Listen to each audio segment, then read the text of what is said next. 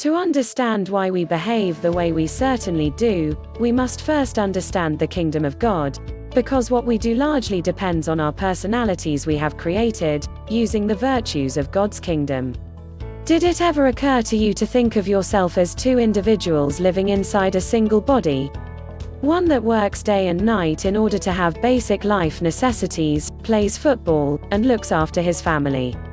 But the other one, he comes out late at night when you are struggling to fall asleep, or enjoying a bus ride and looks out of your window. He is the complex one as he constantly asks questions about the existence of life, death, and the ultimate universe. But the basic query that arises is that who, what and why are they? To answer these fundamental questions, we need to understand God's kingdom.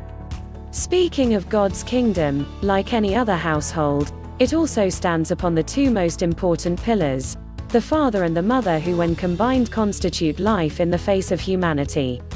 Therefore, we people are based on the two pillars, the mother and the father aspect of life that help us throughout our journey. The father and the mother, having two opposite personalities, urge us to behave differently in different situations. The mother, being the nurture aspect of life, helps us in developing a personality that is very much vital for our survival in this human world. You ever thought that despite all the misunderstandings and fights, you never hesitate in helping in any way possible when it comes to your loved ones? It's only because of the motherly nature in you. Hence, it won't be wrong to say that the mother aspect of life is very important when it comes to building up a good personality, because without it you won't have sentiments of care and love for the people around you, and in time you'll start getting more self-centered. Contrastingly, what also helps in building up a strong character is the father's wisdom and its understanding within you. Like every manly nature, the father is also a quiet soul within you that constantly intrigues, questions, and asks for solid explanations. The solid explanations of why things are the way they usually are. You ever thought, why can't you be the next J.K. Rowling or Bill Gates or Newton? What stops you from passing all the hurdles and achieving all your goals? The father is the window of wisdom inside you.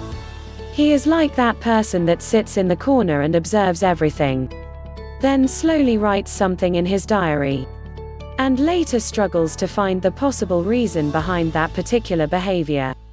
The father also manifests through movement, action, the ability to accomplish goals, and the gulp of sacrifice required to reach that goal. He provokes you to be inspired by Ronaldo every time you watch him on TV.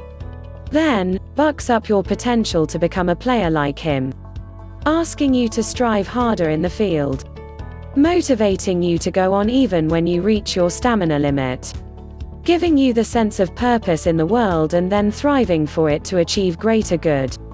It's no doubt the greatest gift by God to the humankind. And like all God's blessings, this is also granted to everyone. We come to know of it as soon as we develop a conscious mind. A voice inside your head that guides you to make right choices for yourself, telling you to think about the long-term consequences of your decisions rather focusing on their momentarily pleasures. That's the father murmur that instigates you to invest your energy in a sincere relationship than having casual hookups. But why don't the two of them, mother and father, coexist at the same instant? Why the other hide in shadows upon the awakening of one? That's because our physical needs don't resonate with our spiritual desires. We live in extremes. Either we follow the mother's intuition blindly and ignore calling of the father, or vice versa. During day, we do everything to survive without understanding the consequences of our actions. So, when we lay at our beds at night, our soul asks questions we can't answer. So instead of answering, we dwell in excessive drinking, drugs, have random hookups, or call our toxic ex, just to silence the voice of our inner soul. The truth is that neither of these behaviors will grant you eternal peace.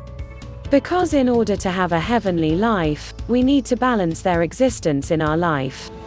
We need to honor both father and mother to make our life a beautiful experience. An experience that we will cherish when the angel of death comes, and our whole life will play like flashbacks in our mind. Then you will be asking questions like, did you spend your energy on the right motives?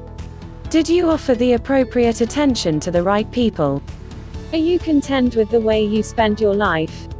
So, now is the time that you start prepping yourself for these questions. After all, it's not the quantity but the quality of life you created around your soul that matters.